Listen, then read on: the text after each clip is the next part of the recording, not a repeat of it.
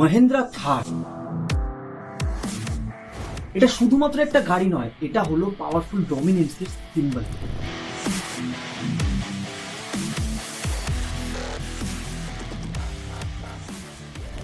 যেখানে অন্য সব গাড়ি চলার রাস্তা খোঁজে, সেখানে থার নিজের রাস্তা তৈরি করে নেয়।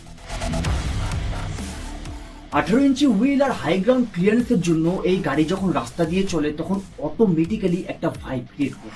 এই গাড়ি এতটাই পপুলার যে অনেক পাঞ্জাবি সঙ্গেও এই গাড়িটাকে মেনশন করা হয়েছে। রিল থেকে শুরু করে ভিডিও সব জায়গাতেই এই গাড়িটাকে গ্লোরিফাই করে দেখানো। বাট এই গ্লোরিফিকেশনের পেছনে আছে এমন একটা হার্শ রিয়ালিটি যেটা অনেকেই জানে না। थार गाड़ी है, उसको छोड़ने का क्या मतलब है? सारे बदमाश इसी पे चलते हैं। मैंने जिस तरह की गाड़ी का चॉइस है, आपका माइंड सेट शो करता है। थार देखिए स्टंट करेंगे, हमारा के एसीपी का बेटा था, गाड़ी चढ़ा दी उसके ऊपर और रोया फिर रहा है कि हमारे बेटे को छोड़ो जी। अब किसके नाम से थार है? भाई हमारे मतलब तू ही बदमाश है। हम लिस्ट निकालें पुलिस की, कितने लोगों को थार होगी, और जिसके पास भी थार होगी ना, दिमाग घुमा होगा। একজন ডিজিপি র্যাঙ্কের অফিসার স্পেসিফিক্যালি এই গাড়িটাকে মেনশন করে এরকম স্টেটমেন্ট কেন দিলেন? কি এমন আছে এই গাড়িটার মধ্যে যে তার ড্রাইভিং সিটে বসার পর অনেকেরই হয়তো মাইন্ডসেট চেঞ্জ হয়ে যায়? 2025-এর 27 জুলাই জম্মু কাশ্মীরের গান্ধীনগর এলাকায় একজন বৃদ্ধ মানুষ রাস্তায় স্কুটি নিয়ে যাচ্ছিলেন। ঠিক তখনই পেছন দিক থেকে আসা একটা ব্ল্যাক কালারের থার গাড়ি তাকে ওভারটেক করতে গিয়ে ধাক্কা মেরে বেরিয়ে যায়, যার ফলে বৃদ্ধ মানুষটি স্কুটি নিয়ে রাস্তায় পড়ে যায়। আর নিজেকে সামলে নিয়ে তিনি যখন তার স্কুটিটা তুলতে যান, ঠিক তখনই থার গাড়িটা রিভার্স গিয়ারে এসে তাকে আবারও ধাক্কা মারে। এত সব করার পরেও সেই থার ড্রাইভারের মন ভরে না। এরপর সে গাড়ি থেকে বেরিয়ে এসে সেই নির্দোষ মানুষটিকে গালিগালাজ করে দেন সেখান থেকে বেরিয়ে যায়। পাশে থাকা সিসিটিভি ক্যামেরাতে এই দৃশ্যটা রেকর্ড না হলে কেউই হয়তো বিশ্বাস করতো না যে অ্যাকচুয়ালি দোষটা কার। কেউ নিজের থার গাড়ি নিয়ে কৃষকদের ফসলের উপর দিয়ে চালিয়ে দিচ্ছে, আবার কেউ পুলিশদের ব্যারিকেডের উপরে নিজের গাড়ি তুলে দিচ্ছে। সব থেকে শকিং ব্যাপারটা লক্ষ্য করা যায় যখন একটা ইউকে নাম্বারের গাড়ি একটা ইউপি নাম্বারের গাড়ির মুখোমুখি, তখন কেউই পিছনে হটতে রাজি হয় না। এর ফলে ঘন্টার পর ঘন্টা ধরে রাস্তায় জ্যাম লেগে থাকে। প্রতিদিন আমাদের দেশে রাস্তায় লাখ লাখ গাড়ি চলে এবং অনেক দুর্ঘটনাও ঘটে। বাট যখন এই রাস্তায় হাওয়াবাজি বা হুল্লোড় করার ঘটনা সামনে আসে, তখন বারবার মহিন্দ্রা থারের নামই সব থেকে বেশি হাইলাইট হয়। এই গাড়িটাকে গ্লোবাল এনএসিপি অ্যান্ড ভারত এনএসিপির মতো অর্গানাইজেশন টপ সেফটি রেটিং দিয়ে নিরাপদ গাড়ি ঘোষণা করেছে। আর আজকে সেই গাড়িটাই ট্রাফিক আইন না মানা আর রাস্তায় স্টান্টবাজি করা লোকেদের প্রথম পছন্দ হয়ে গেছে। সোশ্যাল মিডিয়াতে এরকম অনেক ভিডিওই দেখা যায় যেটা দেখার পর লোকেদের মনে এই গাড়িটাকে নিয়ে একটা নেগেটিভ ইমেজ ক্রিয়েট হয়। 2026-এর 16 এপ্রিল একজন এমএলএর ছেলে তার থার গাড়ি নিয়ে 5 জন বাইক চালককে চাপা দিয়ে বেরিয়ে যায়। এই গাড়িটার ওপর এমএলএর সাইনও লাগানো ছিল। পুলিশ তাকে ধরে নিয়ে গিয়ে যখন আহত ব্যক্তিদের সামনে নিয়ে গিয়ে দাঁড় করায়, তখন সে তাদেরকে ক্ষমা চাওয়ার বদলে উল্টে তাদেরকেই থ্রেট করতে থাকে। ब्रेक नहीं ना गाड़ी में? गाड़ी में ब्रेक नहीं? गाड़ी में ब्रेक सब जो सायरन दे रहा हूँ, हॉर्न दे रहा हूँ, तो ले रहा है कि ले रहा है? गाड़ी ले रहा है। ভারতে প্রতি বছর প্রায় 1,70,000 মানুষের মৃত্যু রোড অ্যাক্সিডেন্টের কারণেই হয়। মানে প্রতিদিন প্রায় 450-এর বেশি লোক রোড অ্যাক্সিডেন্টে নিজেদের প্রাণ হারায়। এর মধ্যে বেশিরভাগ সংখ্যা বাইক অ্যাক্সিডেন্টের হলেও গাড়ির সংখ্যা কিছু কম নয়। আজকে 20 থেকে 30 লাখ টাকা খরচ করে থার কেনা মানুষদের মধ্যে অনেকেই হয়তো ভাবেন যে পুরো রাস্তাটাই তাদের নিজের হয়ে গেছে। এই ফুটেজটাতে দেখো, পুরো রাস্তা ফাঁকা পড়ে আছে, বাট এই থার চালককে তার গাড়ি ফুটপাথ দিয়েই চালাতে হবে। এমনই আর একটা ঘটনা গ্রেটার নয়ডা ওয়েস্টেও লক্ষ্য করা যায়। থারে বসে থাকা কিছু শার্টলেস ছেলেরা অকারণেই রাস্তায় নেমে সবাইকে গালিগালাজ করতে থাকে। দূরে থাকা কিছু মানুষ যখন এই ঘটনার ভিডিও নিতে থাকে, তখন তারা তাদেরকে মারার জন্য এগিয়ে যায়।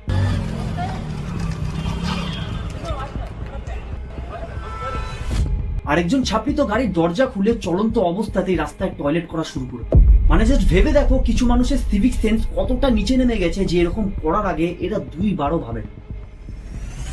আজকে থার চালকের দাদাগিরি এতটাই চরমে পৌঁছে গেছে যে মহারাষ্ট্রের ট্রাফিকে ফেসে থাকা একটা অটো যখন সামান্য থারের সাথে টাচ করে ফেলে, তখন সেই থার চালক গাড়ি থেকে নেমে সেই অটো চালকের ওপর মারধর শুরু করে।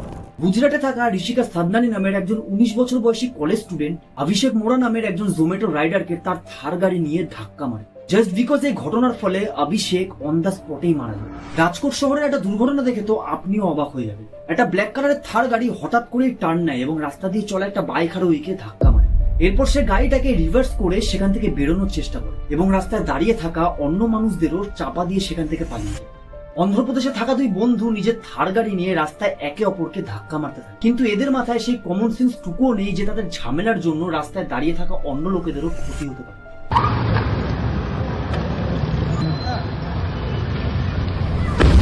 পুলিশের মতে এই বন্ধুদের মধ্যে শুধুমাত্র একটি মেয়েকে নিয়ে ঝামেলা শুরু, আর সেই ঝামেলায় শেষমেশ রাস্তার মাঝখানে একটি ভয়ঙ্কর যুদ্ধে পরিণত। ডিজিপি ওপি সিং তার স্টেটমেন্টে যেই এসিপির ছেলের কথা বলেছিল তার ঘটনা শুনলে তো আপনিও অবাক হয়ে যান। মনোজ কুমার মঙ্গলা নামের একজন প্রপার্টি ডিলার তার 3 বন্ধুর সাথে বৃন্দাবন থেকে ফিরছিল। রাস্তার ধারে এক রেস্টুরেন্টে দাঁড়ানোর পর এসিপির ছেলের গাড়িকে ওভারটেক করা নিয়ে তাদের মধ্যে ঝামেলা শুরু হয়ে যায়। এরপর এসিপির ছেলে তার থার গাড়ি নিয়ে রেস্টুরেন্টের বাইরে গোল গোল করে ঘুরে স্টান্টবাজি করতে থাকে, আর সেই স্টান্টবাজি করতে গিয়ে সে মনোজ কুমার মঙ্গলাকে চাপা দিয়ে মেরে ফেলে। मैं शीशे की तरफ गया तो उसने स्टंट में ही गाड़ी में स्पीड में जट उसके ऊपर गाड़ी चढ़ा दी। ইউটিউবে সার্চ করলে আপনি এরকম শয়ে শয়ে ভিডিও দেখতে পারবেন যে কেউ তার থার গাড়ি নিয়ে রাস্তার মাঝখানেই স্টান্টবাজি করা শুরু করে দিয়েছে, আবার কেউ রাস্তায় চলা মানুষদেরকে পোকামাকড় মনে করে চাপা দিয়ে বেরিয়ে যাচ্ছে। বাট এর পেছনে আসল কারণটা কি? থার চালানো ব্যক্তিদের মাইন্ড সাইকোলজি এতটা অ্যাগ্রেসিভ কেন হয়? এর পেছনে মূল কারণটা হলো থারের high suspension and powerful looking design. এখানে সব থেকে মেন ফ্যাক্টরটা হলো দ্য থ্রোন এফেক্ট। এই এফেক্টে হাইট সাইকোলজি সব থেকে বেশি কাজ করে। হিউম্যান সাইকোলজি ওয়াইজ যখন কেউ কোনো উঁচু জায়গাতে বসে থাকে তখন সে নিজেকে বাকিদের তুলনায় বেশি পাওয়ারফুল ফিল করে। এই ফ্যাক্টর আজ থেকে নয় বরং হাজার হাজার বছর ধরে চলে আসছে।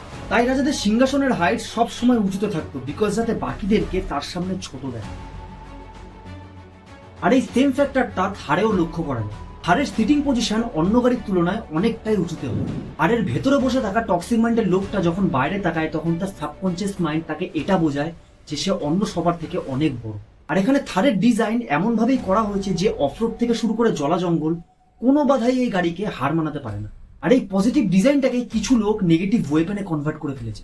রাস্তাঘাটে কোনো দুর্ঘটনা ঘটবার পর এই গাড়িটাকে নিয়ে খুব সহজেই ব্যারিকেড বা ডিভাইডার ক্রস করে পালিয়ে যাওয়া যেতে পারে, যেটা কোনো হন্ডা সিটি বা ভার্নার দ্বারায় কখনোই পসিবল নেই। আর তাছাড়াও পাঞ্জাবির সঙ্গে লিরিক্স গুলোতে এই গাড়িটাকে একটা গ্যাংস্টার ভাইবের ফিল করানো হয়েছে।